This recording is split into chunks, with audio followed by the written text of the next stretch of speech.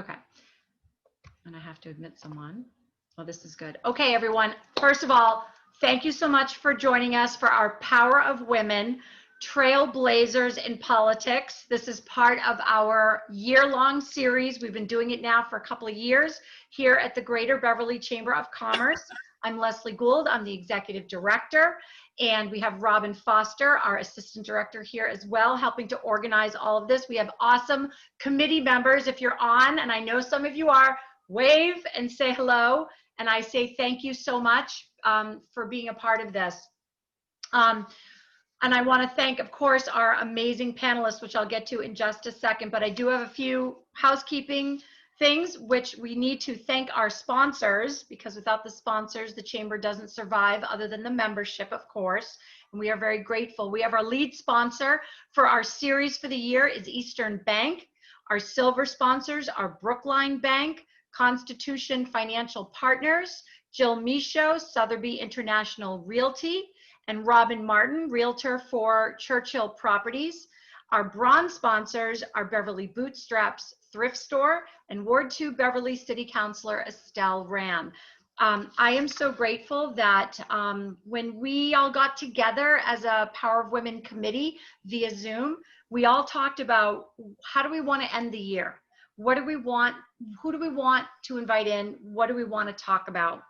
And it was an overwhelming, resounding yes for all of you, Mayor Driscoll, Senator Lovely, and obviously Mayor Theken. We are so grateful for you to be here and take the time. I know you're all coming from Zoom to Zooms. We had questions come in from our members as well as myself. And I know, based on just the conversation prior to opening this up today, we will probably go off on some kind of interesting tangent because someone's going to say something interesting, right? But it'll bring something. We want to be inspired. We obviously, the COVID elephant is in the room. We know that. But what I think what we're really trying to accomplish here is we want to inspire all of you to think in a leadership way. We want to go beyond how COVID has impacted us personally and professionally, right? Because we've all changed in some way. And you as our political go-tos, our political trailblazers on the North Shore, absolutely, are the ones that are experiencing this more than most, right? I mean, I know the Chamber, we've all been working hard. Every one of us has been working really hard and very strangely. But what you all, as our elected officials, have been going through, I think is really, I'm surprised you don't have a breakdown. And what even, Mayor Theken was saying prior to is like I'm 24. If I was 24/7 before, it's like I'm 24/7, 777. It just doesn't stop. And how do you take time for yourself? So I'm going to just jump right into the question. We're going to save the last 15 minutes for all of you. So please use the chat. We will monitor that. So I'm just going to jump in and ask the first question. So obviously 2020, a year like no other has been. And I guess I'll start with Mayor Theken because she jumped in first. And I want you all to answer, but I know you're not all in front of me in a line, but I want to make sure we get all of you in. Your leadership style. How has the values and your leadership style, do you think, if at all, changed because of this experience this year? We'll start with you, Mayor Theken. Oh, you're on mute. Thank you. Style, yeah, I'm just different anyways, but my goals have remained the same, making sure that, transparency, making sure that everyone has a voice. How can it be the same? We are exhausted. As I was saying earlier, when, we had Mayor Toby or Mayor Bell, it was easier because, you could leave your work behind. You looked, oh, look, Sefatia's calling on the caller ID. I'm not answering. You can leave your now. And then when Kirk social media started coming, but now, anyone that's mayor now, there's no existence for ourselves. They know where you are. They know what's going on. Everything you can do, everything you don't want to be seen doing, everything you can think of under the sun. So you are, not only are you 24/7. But even if you are taking the day and you don't want to be on social media or you don't want to be on anything, they are finding you. They're going through your families. They're going, through your, not only that I can handle it, you know what, leave my staff, it's so negative lately. And you want to say, stop.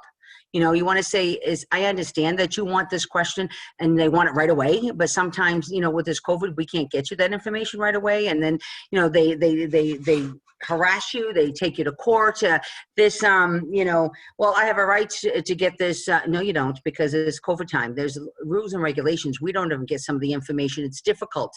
Where's this happening? What's that going on? And what do you mean that budget? I don't think they realize that the budget can never be the same right now. And I don't think they realize that, we're all robbing Peter to pay Paul, and what's our first priority. But then they'll say, well, you did this. Well, that was already in the budget. Sometimes people don't understand, what's happening, your ordinances, your budget and finances, something's already designated to that. You have to use it for that. It's just that, everyone is how do they say it, keyboard warrior, they call them. It's so easy to do that, but you know what? Patience, kindness. It's not happening, so it's kind of hard. So yeah, I want to just sit there and say, yeah, I'd like to bitch slap people. Sorry, I really do. Wake up, people. We're all in this together. It doesn't matter whether you're coming, wherever you are in Massachusetts, it's happening. And if you don't believe in it, whatever, then that's your opinion, you're right. But the fact is, what? Where's the respect? Senator, I don't care what they say to me, I chose it. But my staff, back off on my staff. Back off on my staff. Senator Lovely, how do you feel, or do you feel that your leadership style and your values have changed since this whole thing came down? So values have actually stayed the same. We work in a people business, right? So our constituents, we are answering to our constituents, whether it's across state government, certainly across local government. I mean, I think the rubber meets the road in every mayor's office, town manager's office across this Commonwealth. I think mayors have one of the toughest jobs in this state and across the nation, because the buck stops in the mayor's office. Having been a city councilor for 15 years and worked under a couple different mayors, including Mayor Driscoll, that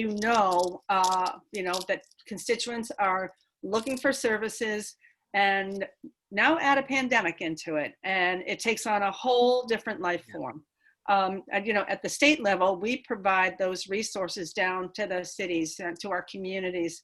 I interface with Mayor Theken all the time, North Shore Chamber of Commerce meetings, the Beverly Chamber, where we can interface, where we can have these discussions. Certainly interface with my mayor all the time on what's important to Salem, especially right now with Halloween upon us and the impact on the Salem community and the entire North Shore. So, so leadership style, we've become much more interconnected in a much more distant way, though. Thank goodness for Zoom and for Teams and for all of these platforms where we need to interface, but it's in a personal way, but we're not together, so it's so different. And I know I'm preaching to the choir when I say that to everyone. It doesn't feel the same, but we're more efficient. We're getting a lot work done. I'm not saying we're more efficient. We have to be more efficient because we, like Mayor Theken said, it's 24/7 all the way down the line. We're feeling the impact. We're way past the surge, but we're still in this huge economic downfall that we're trying to put our economy back together, and still have that question out there: are we facing another surge in the fall? We hope not. We're much more prepared than we were back in February, March when we shut down. So I'm feeling cautiously optimistic, but I think all of us had to have stepped up in leadership. Values have certainly stayed the same for what we value in government, whether it's state, local. I'm not going to touch the national scene, but as to being able to deliver these services to people who are really impacted right now, severely impacted, whether it's health issues, certainly unemployment, the business community, you name it. So, so those are my thoughts. No, I appreciate that very much. No, thank you. I appreciate that. Mayor Driscoll, great to see you. Thank you so much. I know you really squeezed us in tonight, so I really appreciate that. And we go back quite a ways as well. And I appreciate that relationship. Tell us, I mean, you're always a go-to as well on the North Shore, a powerhouse, female leader of a great city. All right. You know that, world known. How it has your leadership style or your values changed because of all of this? Yeah, thanks, Leslie, and thanks to everyone who's on carving out time to be together virtually as it may be. I think my values, if anything, have been strengthened through this. We've just seen such a pouring out of people coming together, and I think we're all family values. It sort of became a simpler time frame, at least in the spring. I'll certainly echo my colleagues, both Joan and Sefatia, that COVID requires 24/7 response all the time, every day. Attention, response. So in terms of what may have changed in leadership style, I think for me anyways, it was getting used to uncertainty. Like, I'm a plan the work the plan type of person. And all of a sudden everything got twisted to triaging, making decisions based on the best information, not on what's perfect information, getting, as I said, used to that uncertainty, having to let smaller stuff go, a real appreciation for me with hardworking staff, as Sefatia was mentioning, folks who are just so committed to making sure all the things that happen in any community every day, whether it's a water break to protecting our homeless population, that was vulnerable, at high risk for COVID, going above and beyond, folks really working hard and just triaging, right?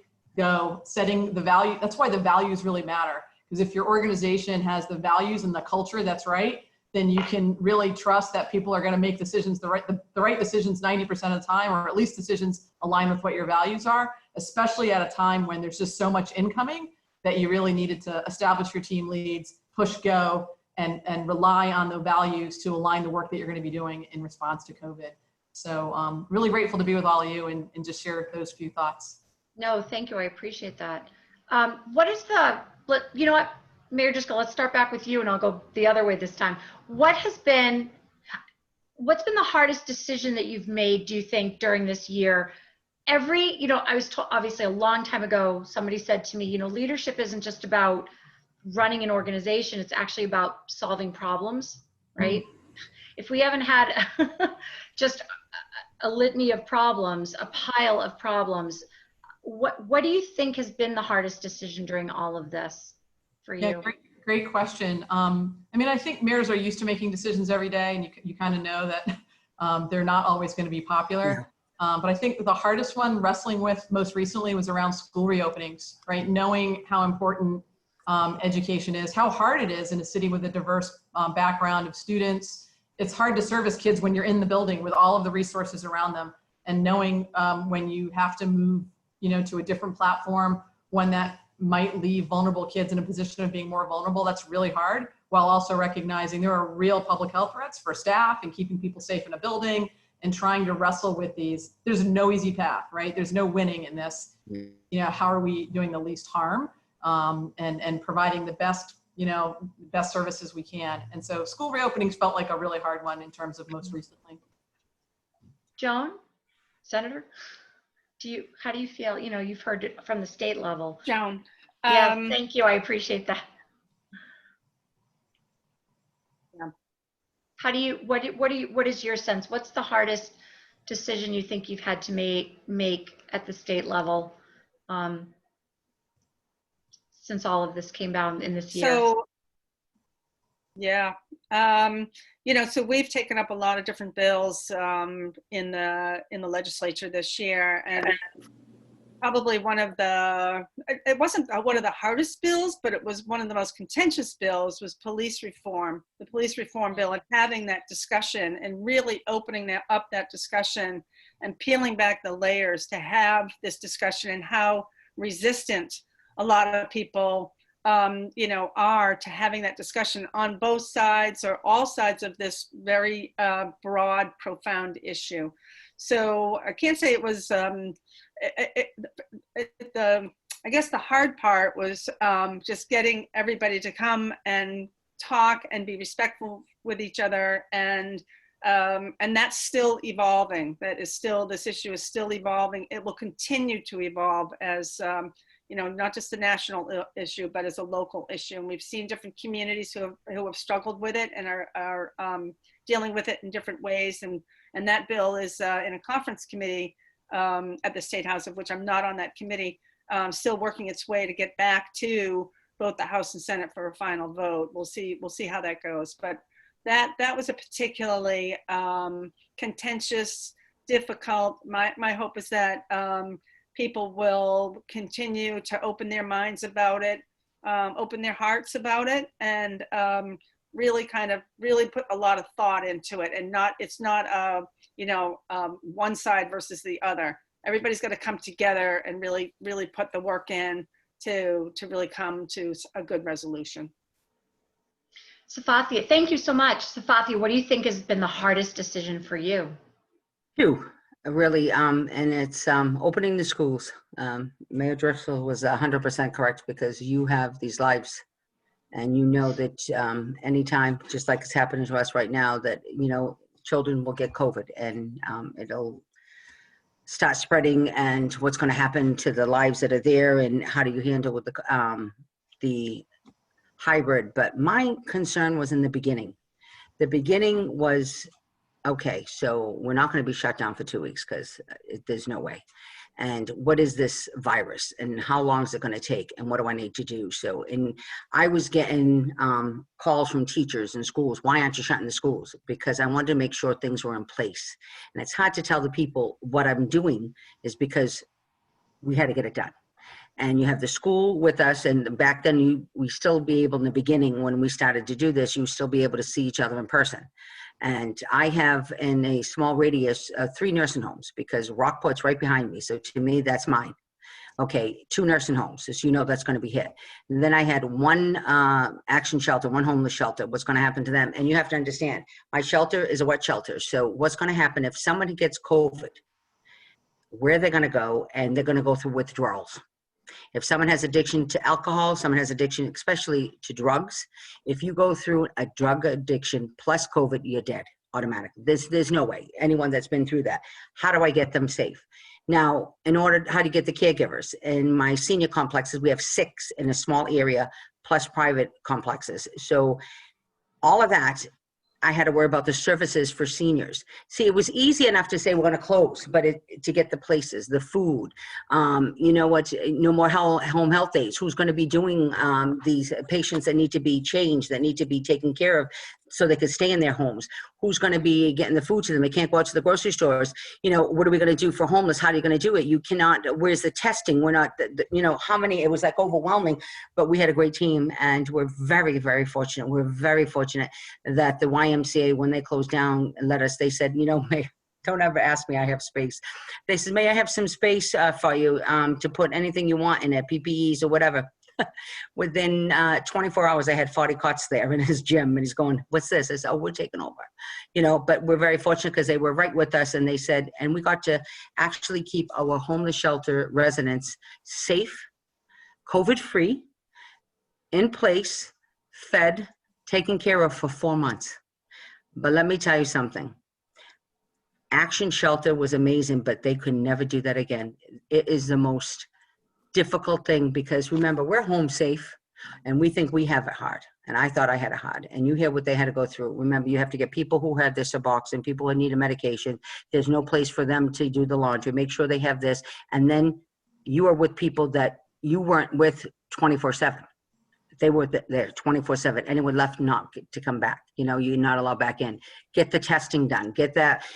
A group started, we're all in this together. It's just amazing.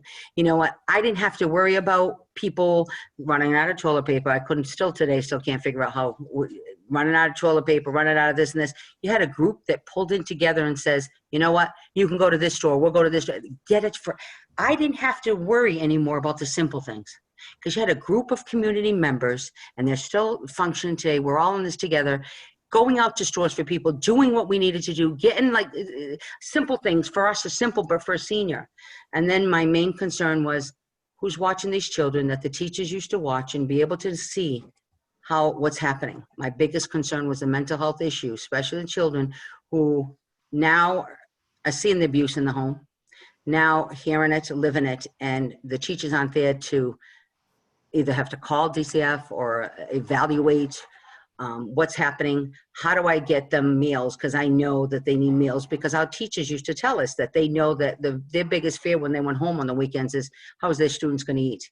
To get that up and running, to make sure we have that. I mean, you have to get that all in place. I got that all in place before we shut down, because there's no way that I'm going to be able to say I'm fine at home. They're not understanding. My biggest thing is, we know COVID was going to hit. We know someone is going to hit. And when it did, it hit a population like a cluster at first, and we lost people right away. And I'm very fortunate for these groups. I'm very fortunate for my community and my staff, because, you know, we all work together. And, you know, we lost 26 people. Of course we did, you know, and we had some cases. But I'll tell you something right now. Some of the easiest things to other people were the most difficult things for us as mayors to say, how are we going to get this person in a home?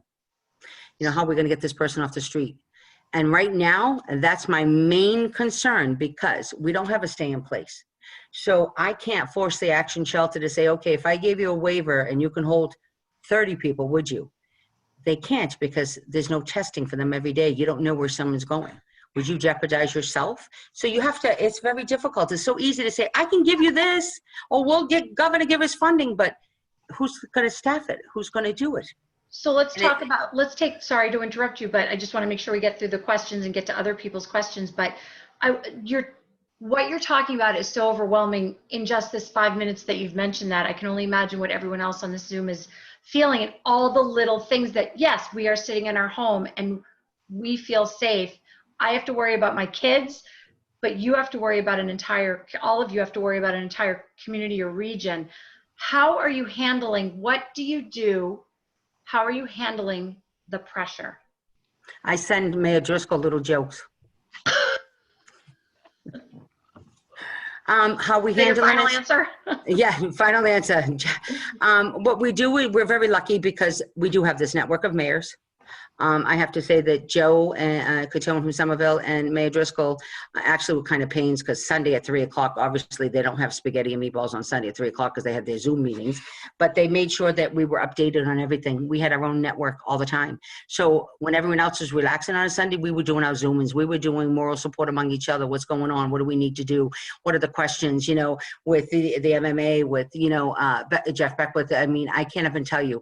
Information, what we need, how do we do it. We also, you know, and the reason why different hours, because we had doctors from other countries coming on and zooming on with us. We went on their time. And to have representation in the State House, like Joan Lovely, she may not be my state rep, but you know what, she is mine, because you know what, she supports us all. And that's her and Margaret, Bruce, everyone gets along. And that we're very lucky. Because I'm telling you right here, this side, we're lucky. Salem, Beverly, we're spoiled, and I kind of like that. But it was great knowing that it wasn't just me feeling that way, that we all have the same concerns. And what can we do what can I take from you, Kim? What do you need from mine? How do we do it? Do we regionalize on this one? No, you're set, we'll go here. Grace Center, okay, what are we going to do about that? That's what you need. We're not afraid to ask, and we're not afraid to say, are you nuts? And saying, okay, well then I'll try it then. You know, that's what you need. And yes, I honestly have to say the little jokes that I got, I forwarded because we need to laugh. Well, you talk a lot about cooking though. Is that kind of your namaste? Is that kind of your central? People like to do yoga. Can you see me on the floor doing yoga? No, it's not happening. I'm not humming. I'm not doing yoga. I chop. And people say, well, why don't you use like, no. I love the chopping sound. I love that chopping sound. And I do vocal yoga too. I hum and start swearing. That's awesome. Joan, how do you handle the pressure? It's the same, but it's different. I don't know. Is it? What are you doing to help yourself? It is. It's very different. You know what? When we first all went out, it felt very isolating. You know, we felt very isolated. We still feel isolated. With my colleagues. I mean, the State House has been closed since the middle of March. I still go in, once a week to, I still have I have a plant on my desk that hadn't reached the floor in ivy. It's now wrapping around my desk. And I don't want to bring it home because it's actually happy where it is. But what I'm saying is that I support my staff. My staff has struggled with this. Both mayors have mentioned, they have this, all of City Hall, all of the school department. to be able to make sure that your staff, that your employees are being able to function and handle the pressure and the stress of what we're going through, you know, as a community, as a nation. Personally, for me, I mean, I broke my hand back in June. So I was doing Pilates until the pandemic hit. And then I just went back like the middle of August or the end of August, because I feel like having a little bit of exercise just makes me feel a little better, makes me feel a little more energized to be able to handle the amount of, you know, just the sheer amount of what's coming at you all the time. I put my pets on Facebook, and we had puppies back in. Yes, you do. You put them, yeah, you put them on Instagram. And probably the best news is our daughter is expecting our first grandchild in 2 weeks. Awesome. 2 weeks. So I have a granddaughter coming in 2 weeks, our first grandchild, and so that has kept us very focused. Because you know what, you could, and I know the mayors will agree, we could sit at our desks in Zoom meetings from sun up to well after sundown, still not get that day's work done. We're going to hit it back the next morning very early. So you do need to take care of yourself, whatever that might be. I don't know. I don't chop enough. I need to chop more, like as in cook. But yeah, it's, you know, whatever, you know, how you can take care of yourself, so that if you can't take care, if you're not in good shape, you're not gonna be able to help anybody. So, and That's what we need to do. The next Zoom we do, well, Lisa, you'll set it up. We give everyone a recipe. We'll all be in our kitchens, and we'll all tell you how you're going to chop and how you're going to do this, and we'll do a cooking show together. But here's the thing. This is now, everyone heard this. We are doing this. I love this idea. Yeah. It's a hit. I can totally get sponsors for that. Not open to the public, so if we have to swear, we get to swear. Absolutely. Kim, tell us, how are you handling the pressure?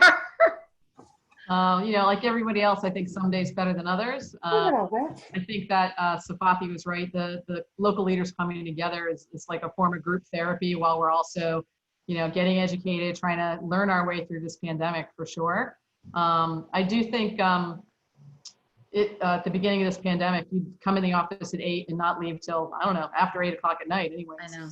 And so for me, I started walking to work. I don't live necessarily super close, but it was the only chance to really get out. I play pickleball. I'm a huge pickleball fan, so I'm out on pickleball courts quite frequently, smashing balls and trying to get out that way, but not enough. The good thing about, I think, the region that we have is we really are collaborative. We do not see ourselves as competitors. You know, if we're not talking to Sefatia or Mike or Ted or you know, or Tom and Lynn, like we all have actually gotten a lot closer, I think, through this, whether that's you know, trying to problem solve together or commiserate. It's certainly something that I think has brought our region closer together for sure. Yes. Have you seen, I'll start back again with you, Kim. Yeah. Have you, through all of this, and Sefatia and I were talking about it prior to everyone coming on, have you seen new ways to handle things that you may not have seen before? Yeah, for sure. I mean, the fact that we're all together on this tool that probably none of us used to the pandemic, this engagement tool will be something that stays with us well past COVID, to allow people who couldn't have participated in public sessions or public meetings to do so. As much as, you know, you hate being on a Zoom call 24/7, they are terrific for putting people together. I was in our schools this morning, and the principals were Zooming into classrooms, and the superintendent able to, you know, sort of see what's going on. He said, I can get in as many classrooms in, you know, 2 hours that I would have to take the whole day, right, to get into. And check in on kids and teachers and students and be, you know, provide some support. So I think there are initiatives that we're seeing that will be here well after. The outdoor dining. I mean, people love the fact that we're using public space differently. We did parklets here last summer, and I think I almost got my head chopped off, right, for taking away parking for public space. And now, you know, people want them everywhere, and I don't think they'll go away. I think people really appreciate the way we're able to use space differently. So there's some silver linings for sure on you know, practices that we're putting in place now that'll stay. There's not enough. I wish it wasn't for this reason, but I do feel like, you know, for us, we are focused on that as a staff. What are the things that we really think want to stay, and how do you maintain that going forward? Joan, what do you think? Have you thought of or seen some new ideas that have come forward through all of this that maybe you've thought of and thought, yeah, this is something that we can create and Well, enact? well, quite frankly, I think the cocktails to go is a great idea. And you know what, it really helps some of these businesses, be able to thrive through this very difficult time. So I thought that was particularly a genius, whoever thought that up, and we were able to get that through.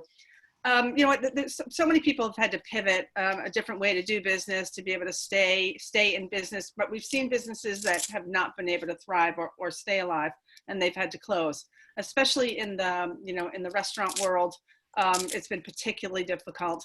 But you know what, we'll continue to support businesses. I'll use one example: weddings. Weddings were essentially shut down. My own son got married back in June. He and his fiance postponed their celebration till next year because it's 150 people. But back in June on their wedding date, they wanted to get married. So with 10 people, they got married, and we had a little thing right in the backyard. That's been particularly difficult. But you know what, people, and I'm hopeful particularly to the wedding industry, that most will be able to survive. And now that the governor has expanded phase 3, part 2, they've been able to increase that to allow that to happen. So people have become creative. More people have gone online. As the mayor said, we're meeting more in these types of meetings where, I can go to board meetings at night, things that I might be interested in when I was a city councilor, that I could never make a meeting at night. Now I can pop into, a different thing in Salem that's of interest. So, and that's not just me, that's all the citizens. And you know what? There's like 100 people. It's terrific that people don't, right from the comfort of their, like me, right? I'm in a spare bedroom, to be able to engage with city government and state government. They can come into hearings and different meetings that we're having where they don't have to get in their car and go and park and do all of that. So we've pivoted. We've and I think these are a lot of permanent changes. I think that will stay in place going forward. Sefatia, thank you so much. Sefatia, you had you had a very good suggestion about how, regarding the unemployment. Do you want to share that just as a... Well, first of all, I want to thank people in the community. What we gained out of this is people really actually respecting one another as far as businesses. When we had to close downtown, you have half a side is merchants and half the side is restaurants. How do you take the parking, like Kim said? First they didn't want it, then you do. And how do you work together? And ours was a little delayed to set up because we wanted to make sure that everyone was helping one another. And I really was surprised when some of the restaurants says, you know what, I have plenty of room to have outside. I have my own driveway, yard, whatever. But what about Main Street? They don't have that extra. They have to go onto the street. What are we going to do? How are we going to help them? I have extra things, which was great. Usually there's competition, but it wasn't competition. This year I've never seen, nobody was, there was not competition. It was helping out. Like I said, people started groups to help people out, to who was making it, like other communities, the masks, the grocery shopping. Just stepping up was like something that for me and my staff were saying, oh, well, thank you. We had these Zoom meetings where allowed us to do the chamber meetings, to do the restaurants together, to have your captains, to have your volunteers, because like you said, you're in your house, you're not getting in your car, you're not going. So more people volunteered. So we had 50 people. So it's kind of high, like 50, 100 people on an early morning to talk about what are we going to do from down Main Street, whereas you would have to go down and send them representation. And it was just great. Everyone giving their input, how we can help each other, don't worry. So the networking itself was a plus. I don't know if all my boards and commission are happy now that I can go on Zoom, because now I'm watching them and I'm asking a lot of questions that probably get myself in trouble. Maybe you're not supposed to get involved, but ZBA, planning board, I don't have to run around. I actually am learning more. And the same thing with a lot of stuff in my subcommittees. I'm learning more, which is great for me. But I was just kind of worried about the small businesses, because I thought that maybe, and I thought it was a great suggestion that, you know what, I understand a lot of people couldn't go to work because of COVID. But when phase 1 came and it was opening up, I said, with all these stimulus packages, with all these things, apply for SBA, apply for this, apply for that, HUD, whatever. It was like, okay, they're all confused. How do you get the word out there? I didn't know it. I didn't hear about it. What do you mean this grant? That grant changed. Okay, now you apply for tents and heaters and stuff. What they should have done if they want to help small businesses is saying, okay, you know what? People are on unemployment. some of them didn't realize that you could still go to work, and as long as you collected $1 of unemployment, you still got the stimulus package. What they should have done is says, okay, phase one, if you're going to work, you can collect unemployment if you can't work, and if you have a doctor's note and you really can't go, fine. But the ones who could, and we all know this, and I want to be nasty because I'm having a difficult time now. Some of my, business can't find employees, and, and if you were making $250 and now you're getting $600 on top of that, and you have a family, I'd stay home too. I'm sorry, but you never see that kind of money, and how do you want to stay home? You want to be with your child. You're afraid you might have someone in the house. But if they would have reversed it and said, instead of your employer, small businesses paying you, you'll get the stimulus package for working, an extra $600 or whatever. That gives it more for initiative to go to work. There's also more initiative for an employee to say, I don't have to pay you. Saves me money that I can put into PPEs or other things. Instead of everyone have to go in for all these grants. Now, the ones who have to stay home, they have to stay home. But, there was ones that, and they were honest with me. I'd go to work, but there's no way in hell because the restaurants are not making, I'm a waitress, she said. I'll be making this much an hour, and there's no way people are coming out. They're not going out. I lose everything. And I said, no, you don't. Do you realize that you don't lose everything because you can make a certain amount on unemployment and still work and still get the stimulus package, which they didn't know. So they went to work. And then I had people, well, then why don't you work 20 hours? You work 20 hours. You both get the stimulus package. And your employer has people that you're not going to have a job next year because it'll be closed if they don't open. We needed to get the businesses open. How can we do that? And we had to be proactive. And you know what? Unfortunately, like we said, we didn't ask for this. We didn't know it. It didn't come with the book. Let's hope we don't have to worry about it next year. Let's hope it's done and over with by then. And God bless us all. But you know what? We really have to be proactive, and mayors are now mothers, fathers, sisters, brothers, we're everything. We have to, because you know what? People do stop you and say, what do I do? How do I do this? And you know what?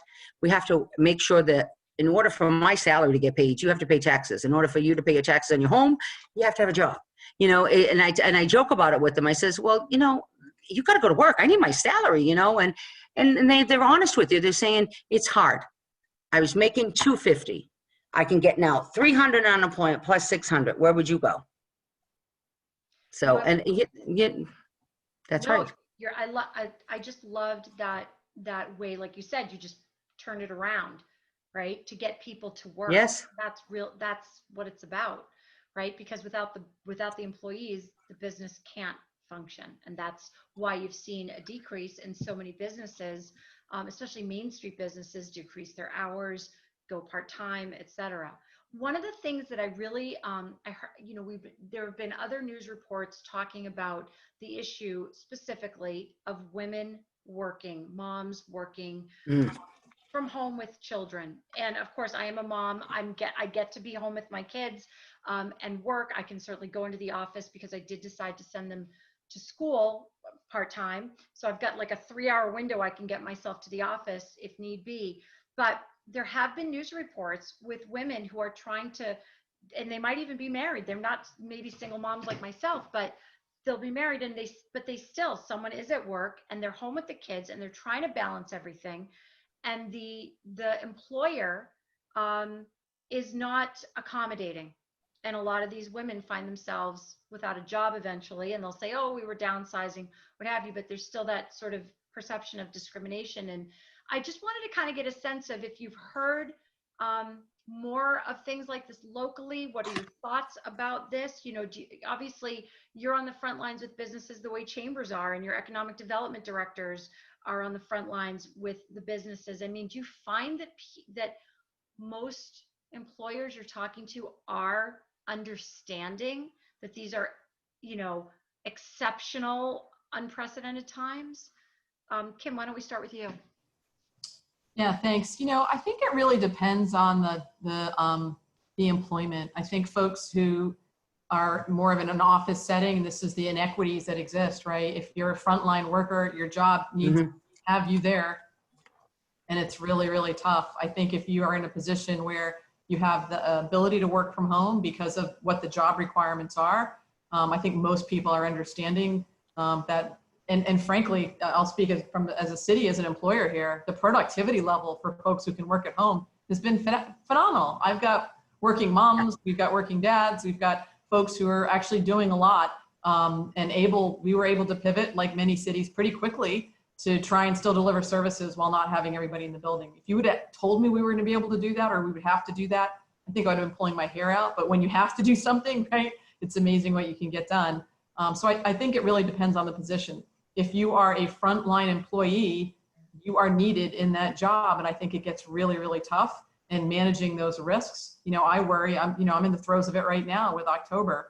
We want people to get COVID tested. We want to, keep folks safe. And there are things that just are not in our control relative to, some of the crowds that are gathering here. So it is, I feel like there's this balancing act of managing risk and continually trying to make sure folks understand what we have the capacity and ability to manage, and what is part of like the social compact we have with each other as human beings, which is not always where we need it to be.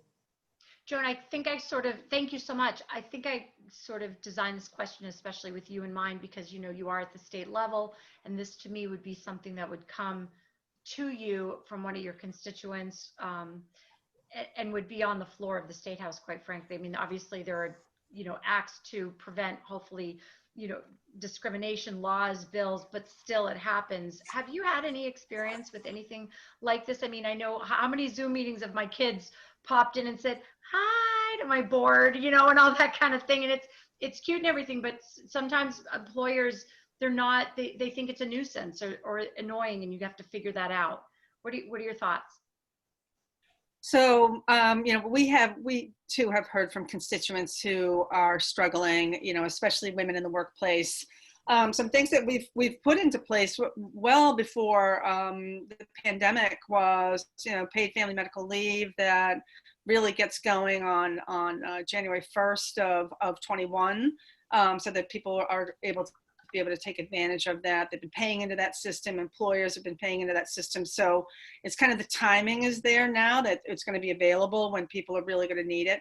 We also, one bill that I was able to get through 2 sessions ago that's underway is the Pregnant Worker Fairness Act. So for pregnant workers who particularly have been discriminated against in the workplace, where employers have, said, you got to go, you're pregnant, that can't happen anymore.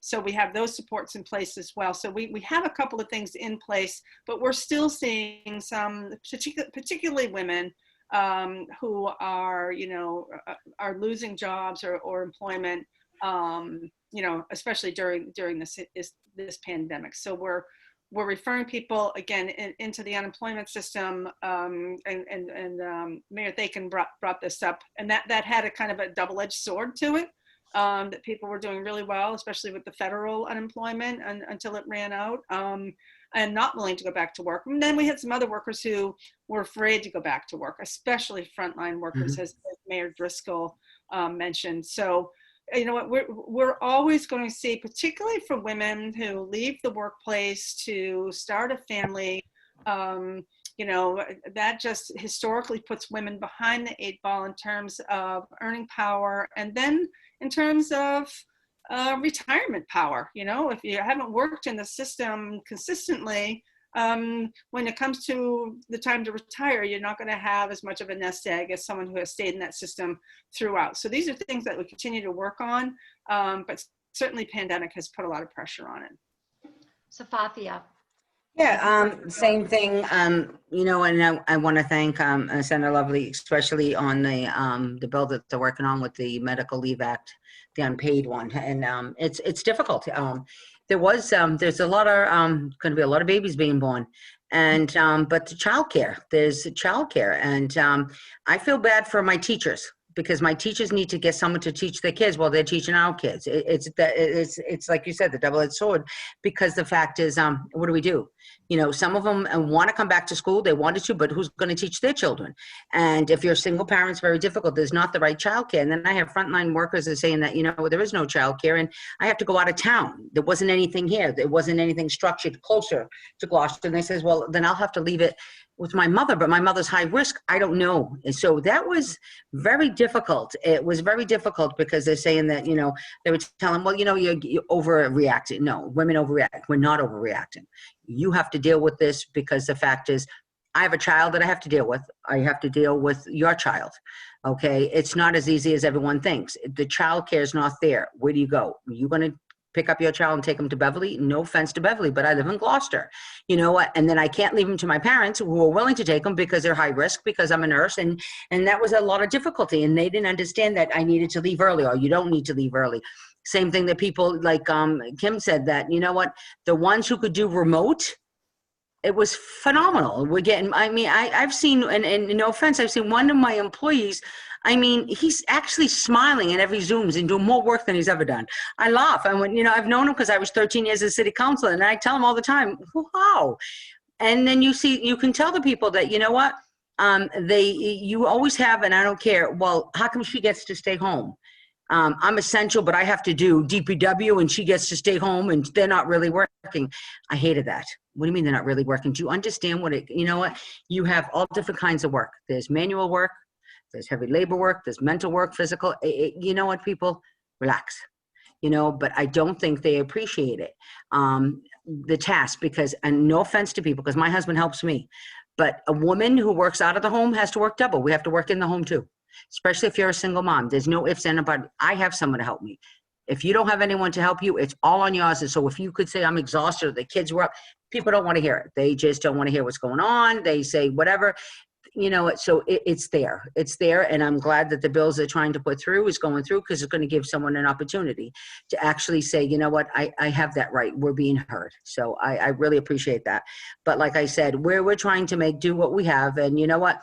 With all the new things, we have an old city hall and stuff like that. Okay, I was so pleased when my mom says, I'd like to come in, but the only thing is I have to breastfeed. What do I do? And we're all going like, okay, we got to make a room now. And that's awesome. I think that was awesome.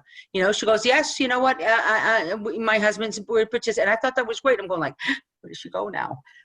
But we, you know, we work it out. We work it out. And not one person said anything. We're very proud, because you know what? We're strong too. We're very strong. But you know what, if we're having children, there's going to things that we have needs. And when people complain, but they are children too. And I'm going like, stop. But I really, really feel, besides my frontline, it's my teachers. I don't know how they do it. How can you're teaching my child wonderfully, and I don't have children, I have grandchildren, wonderfully. I'm just using me as an excuse. But who's teaching theirs?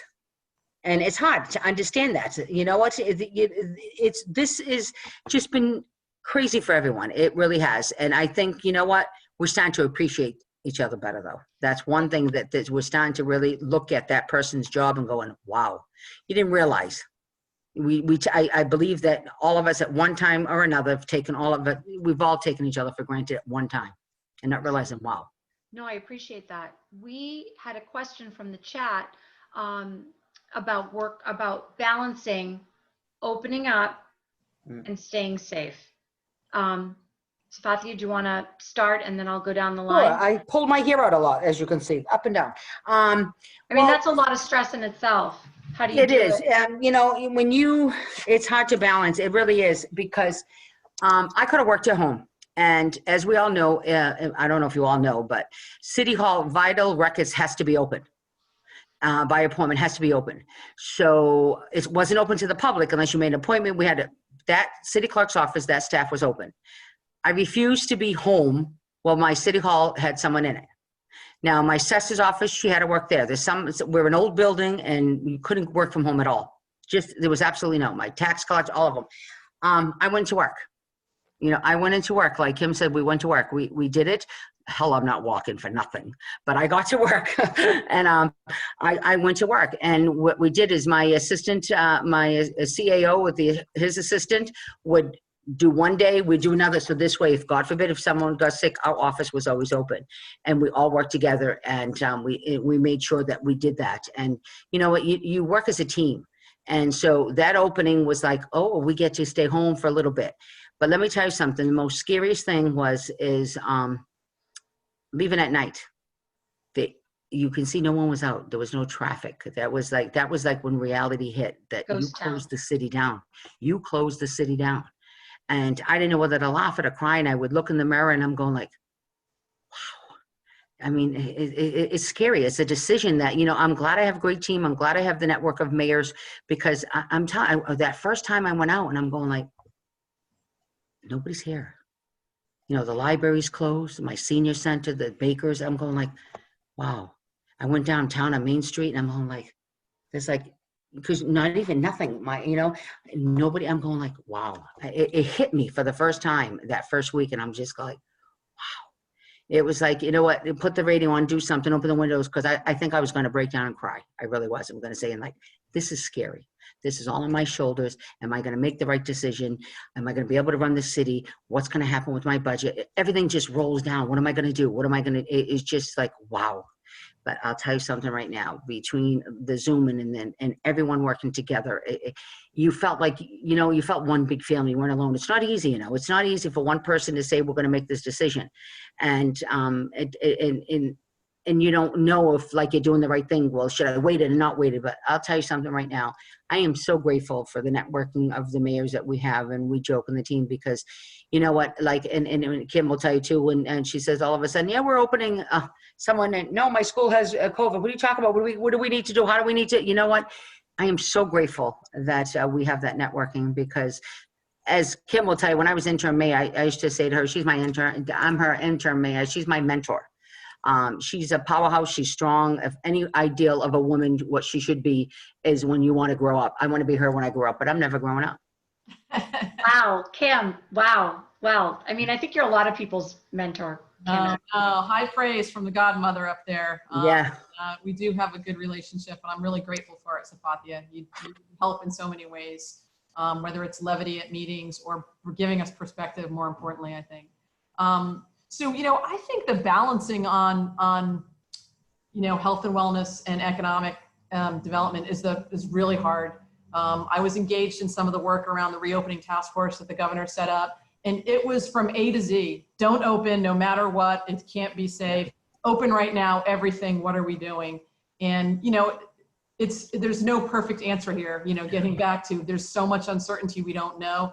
And managing risk is hard because we all come at it from our own personal lens. If you're somebody who's immunocompromised, your idea of managing risk is going to be different than somebody who is, young and free and risk averse. The folks who are coming to Salem right now on these weekends, right? We're saying, folks, this isn't necessarily the best time to come, right?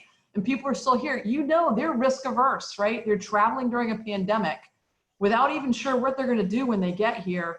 And they're expecting it to be crowded, and they're coming anyways. Like, to me, those are folks who are risk averse. And you have people in our community, rightfully, who are thinking, what are you doing here, right? There's cause for concern. And so managing that risk, I think, is really tricky, especially when everything is not fully in your control. And we do have to balance. I worry about our Main Street businesses. They're small independent operators who were thriving, 4 months ago when customers could come through the door, and they are struggling and hanging on by fingernails. And that's with all of us trying to do everything we can to help them.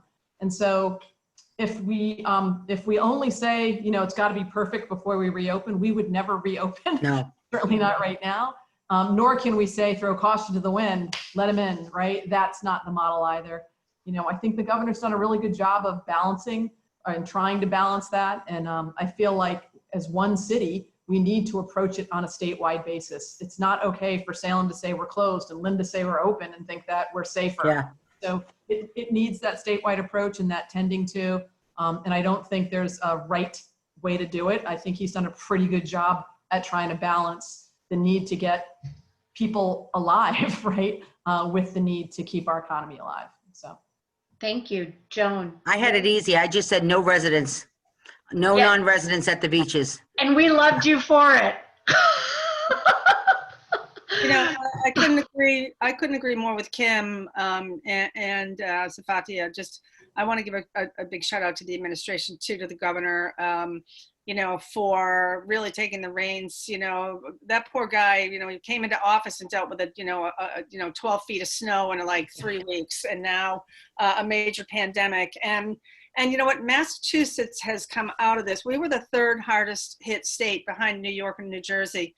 And we've come out, if you look at our stats across this country, we've come out of this with balancing the health of our residents and the health of our economy. And it's been hard. It's been hard to do it. And there's criticism and there's praise, and like with anything. You know what, I mean, I think of the, you know, I mentioned the State House is closed. The State House has been closed since mid-March, because, and it's not only that, so the State House is working remotely, close to the public. It's very strange when you walk into this very vibrant building every single day, you know, when it's open and functioning and the public's participating, and now you walk through and it's just there's no life in there. It gives me great sadness. I can't wait to get back to that atmosphere. But then we get to get parking. Do I get parking if I come now? I'm gonna come visit you. Do I get parking? Always have parking for the mayors, absolutely. So, you know, but it's, you know, you balance the safety of, you know, people, the health and the safety of, you know, business. We're still working remotely, like Kim said, like Sefatia said, busier than ever. Couldn't be more busy and more efficient working remotely. But it has been a balance, and particularly to Salem, Kim, you know, you're right. People are coming. And I think that the city had, the approach has been, and I've expressed my concern to the mayor, so it's no surprise. You know, people are coming, and, you know, there are apps, and, you know, where you can, you know, make sure you're prepared before you come. Just don't come and walk around, because you're gonna have nothing to do, and it's just not safe. And so, but people are coming. And so, you know, we're still continuing to work towards this. You know, just, you know, I'm concerned about, you know, the continued health of people and the economy. And are we heading to a recession? You know, we've been able to kind of stay whole this year with a tremendous amount from the federal government. Yeah. And that's on hold right now. And we're not going to really know what that looks like until we get past this election, this national election, and what that leadership looks like going forward. We're still going to need some very significant federal help to be able to help state governments, local economies, municipalities, directly to our cities and towns. So these are things that we are still working on, and you know, trying to, what's that going to look like? Just this past week, or last week, we had another economic roundtable from the major economists and budget analysts from, you know, Northeastern, and, you know, all the major people who really study this stuff, and just to know where we're going. And there's still disparities on what this looks like. So it's hard to target, pinpoint, as the mayor said earlier. It's really hard when you can't, you know, work the plan and plan the work, you know, because there's just don't, we're still in that, you know, that phase right now, but we'll continue to work hard together. And that's what it's all about, being together on this. Well, Joan, and that was one of the questions that came in about, you know, beyond right now, what are the 2 or 3 concerns for your communities, your region, that we need to address? So you talked about certainly the economy. Is there, what else do you see, or is that really it? I mean, obviously the economy is everything to our, you know, that's how we sustain ourselves, both in the home and out of the home. But is there anything else? For instance, I feel as though this whole situation has kind of like opened, it's like open, I'll use the Gloucester term, it's like opening up a fish, and then you see inside what's really going on, right? So I think that this whole situation this year has exposed a lot of things that maybe needed some care, and we haven't been looking at it, but now we are. Do you want to speak to that? Some other things other than the economy that you've seen? Well, you know what, I'll continue a little bit on the economy, because we are a global economy, right? So we depend on each other globally, and this is a global problem, right? So think about it like this. On any given day, we'd have 2.5 million people in airplanes flying all over the earth. Today, it's about 750,000, if it's that. Huge, just a huge. So think about those 2.5 million people traveling for business, pleasure, whatever it might be, vacations. That's not happening. So that in itself. But we look at the stock market. The stock market hasn't completely, you know, reflective of what we're feeling and what we're seeing. The real estate market isn't you know, reacting yet. But when is that coming? So you know, for me, the concern is, we have to get to a vaccine. We have to get people to take that vaccine when it becomes available. This is, COVID-19, the coronavirus will always be with us. It's like the flu. This virus is always going to be with us. We just have to get ahead of it so that we can, that we can live with it, and then get this economy completely back together to what we were enjoying just 8 short months ago. One of the best economies that we've ever been experiencing. And I'm afraid that we haven't seen the bottom yet. And that's what I'm concerned about. Kim? Yeah, I would certainly echo Joan's comments around unemployment, long-term unemployment. Salem was at 2.9% unemployment back in the spring. We hit 18% in August. We're at 14.6% for September. We'll see what October's numbers are, but that's just not the type of unemployment that is sustainable. I think for me, the two biggest issues I would add to that would just be housing. We had a housing crisis prior to the pandemic. That's only going to widen. And if you think about Salem as a diverse community with people from different incomes, different backgrounds, different cultures, like the character of our city's in jeopardy if we don't figure out how to address housing needs in our community. People are living longer. We're in high demand. Folks are getting priced out. There isn't enough affordable housing. It's hard to build new housing. So it's a complex challenge, but it is one that is very, very real if we're serious about maintaining a city that has the vibrancy of a mix of different people.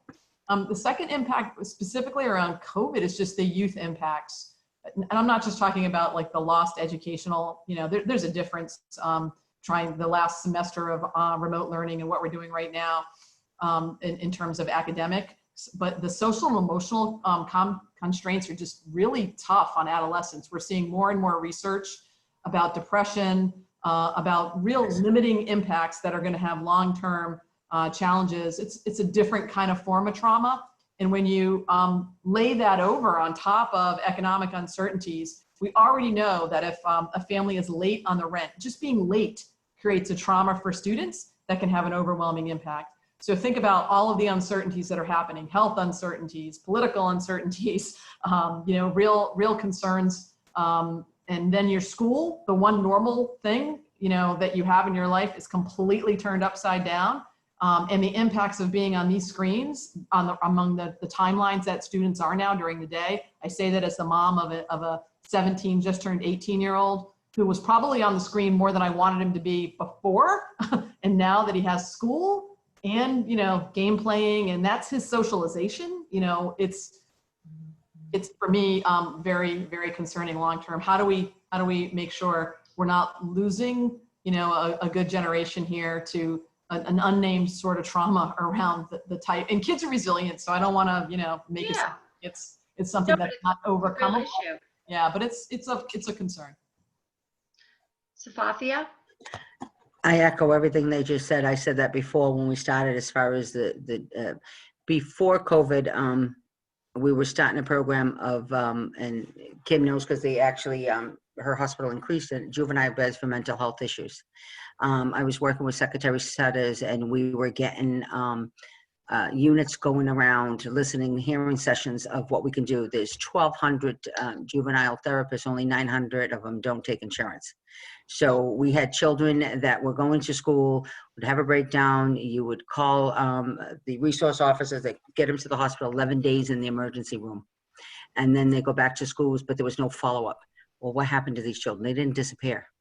Parents are asking for help. There's nothing out there. There's nothing you can do. And it's very difficult because with the Zooming, you may say you can do a lot of things with Zooming, but therapy, when a child needs it, it's not cutting it.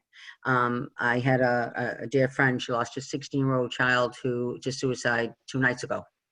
As this child excelled with everything, did everything.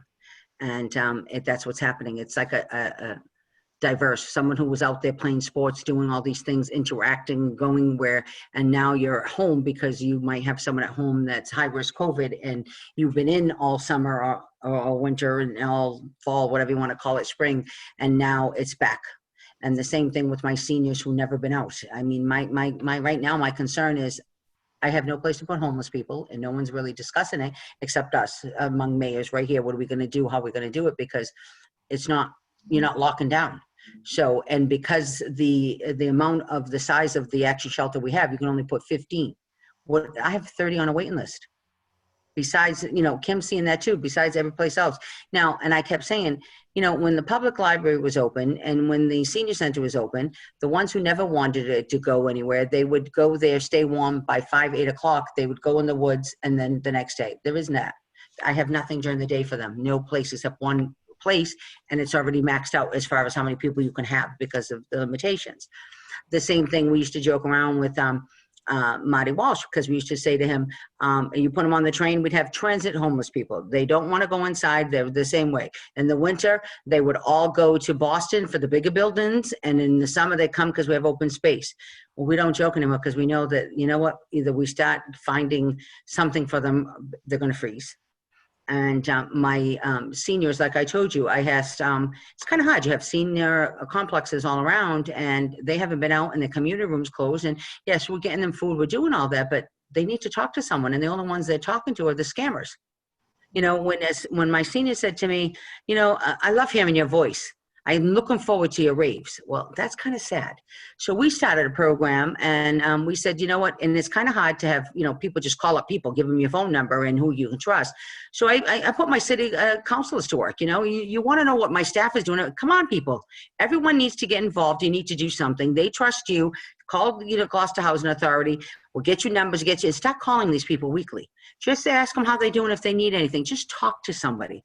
Because if if they start talking to no one, they will get scammed. They will do that, and they will get depressed. When you get depressed, you don't feel good. When you don't feel good, and there it goes. Mentally, physically, all lines up together. And that's my biggest concern, is because the fact is we're not addressing the mental issue like I really want to.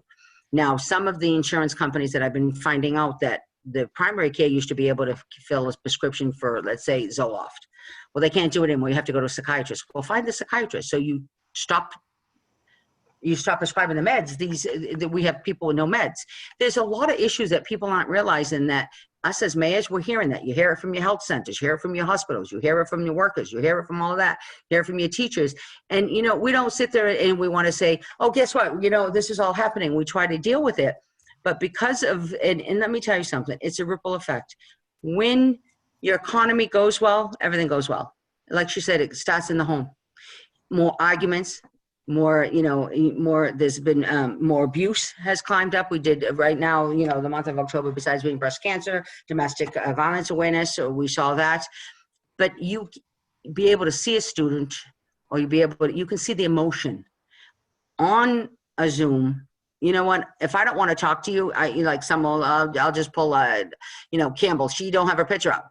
Carrie, my friend, she don't have a picture up. So, oh, that's cute. You don't have to put a picture up. A child, if they don't put a picture up, they have to. But how can you tell really what's happening? Or if that's my concern, is if we start going back and we start going in, it's going to change. Men who were working all the time, and no offense to any man, because you know what? Unfortunately, you were branded that you had to be the house winner. You had to be, you work 100%. You have to be working, the whole thing. If you're not working, you're a failure. That's not true.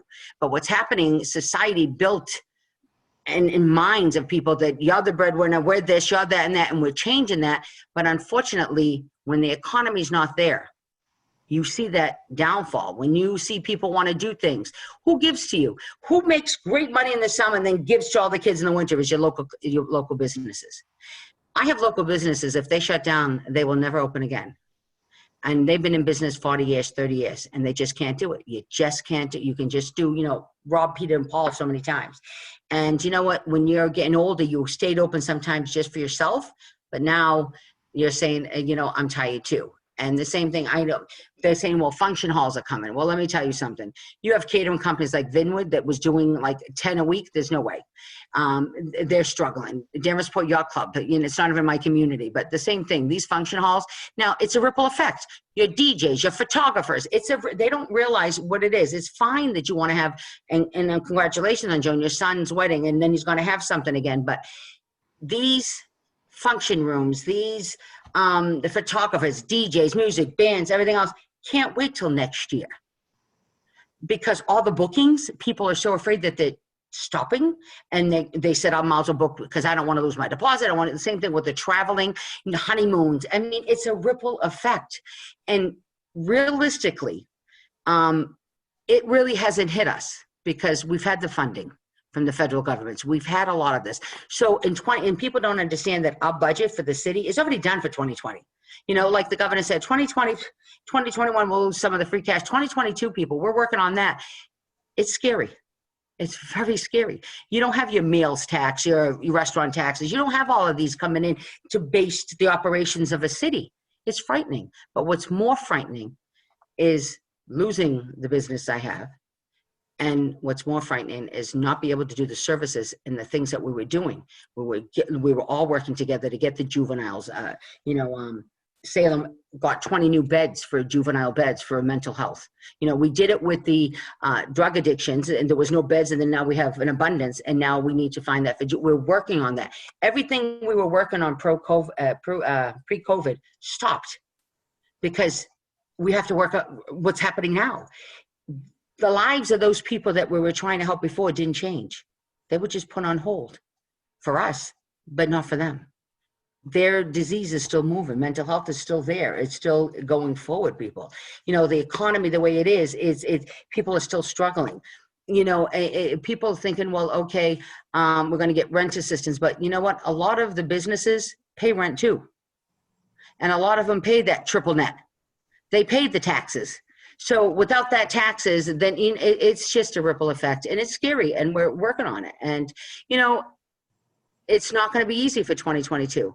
And when you have people saying, and they're saying, well, why are you building a new school? Because we can, because you're going to get the money now, but if they don't vote in it, you're never going to get it again.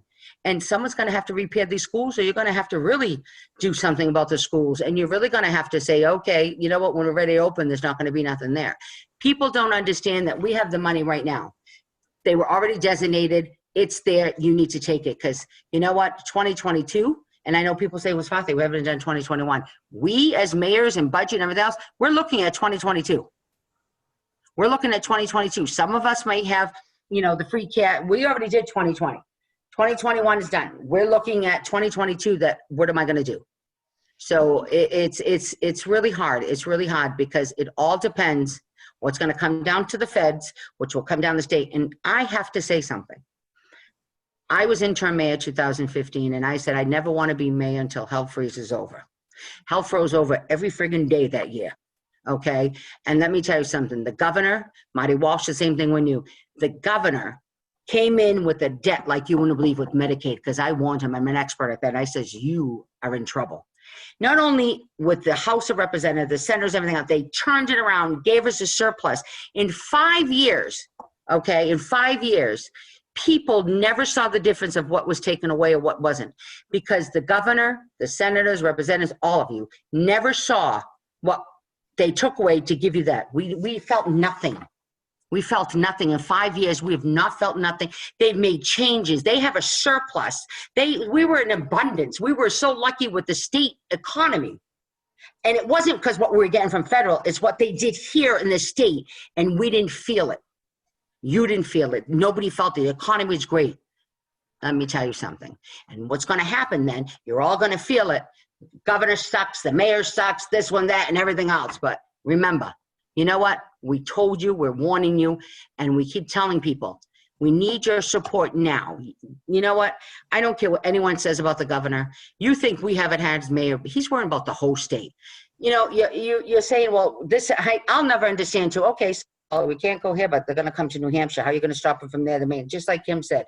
Okay, so she's high risk. I'm red today. You're green. I feel like I'm playing Monopoly. Do not pass go. Stay put. And you're all in jail. Forget about it. Let's worry about it.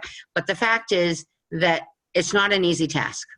It's not an easy task. And it's so easy to go on our damn computers and say, well, you suck, or this is that, and that's. It's so easy without even reading the truth, without even seeing really what's happening. You have businesses closing when they're not closing. I have right now an upgrade of COVID. Who's blaming what in business? No, the business shut down because they're being proactive. They're cleaning, they're getting testing. Nope, they shut down for good. That one's gone, that was gone. Everything, you're killing the economy before the economies have been dropped. Shop local, stay local, you know what, you need to really support the community you live in. You feel like you're going to come to a 3-day vacation to Gloucester. I'm going to go to Salem in November because I'm not going, well, there's witches. And yes, and we're going to do that. But the fact is, people, remember, worry about your budget now. Fix what you need to do. Ask us what you need now. What is your little dream that you want to see so we can work on it? Because in 2022, we're going to come back to you and say we need to cut everything by 50% if we're going to survive. Sefatia, thank you. I know we're running a little bit out of time, and I have to tell you, one of the things I love about you is your absolute honesty.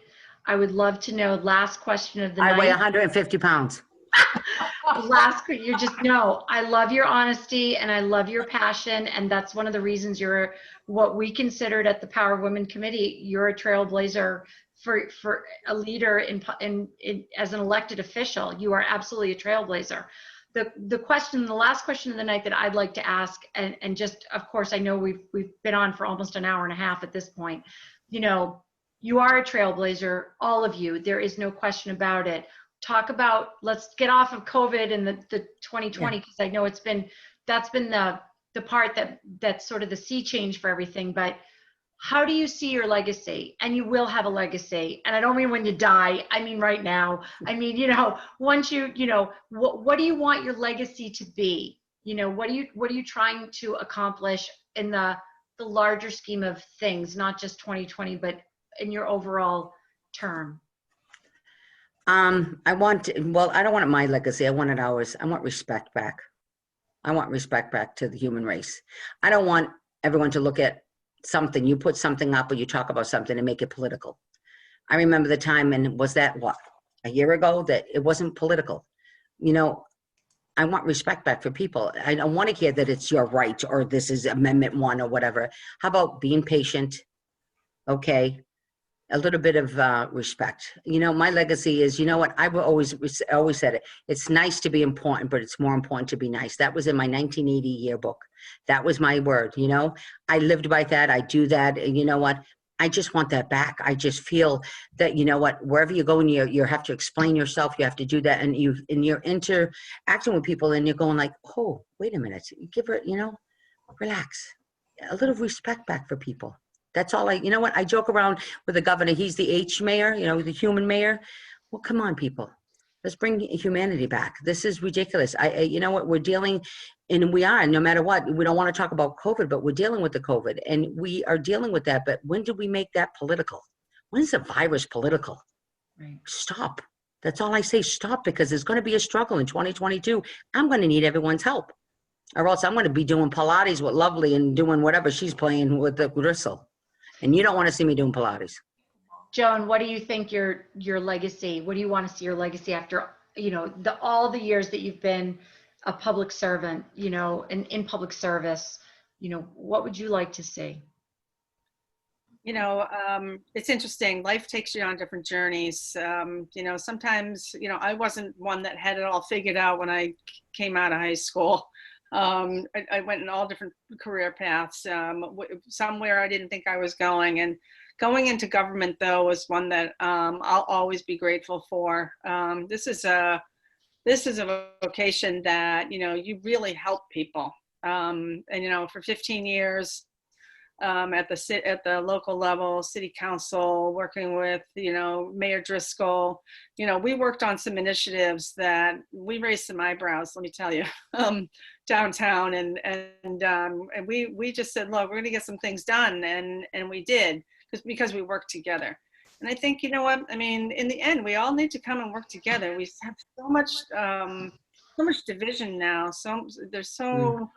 It's mind-boggling. One thing I don't do, I don't spend a lot of time on Facebook. I don't go into, you know, these Facebook forums, and, you know, I don't even read it. I don't even read what people say about me, you know, because it's too much of a distraction.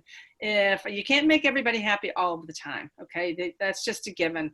So you just do your best, you know, one foot in front of the other. You know, and I wish I could remember who said this, and maybe someone here can say it, but, you know, people may not remember what you said, but they'll always remember how you made them feel.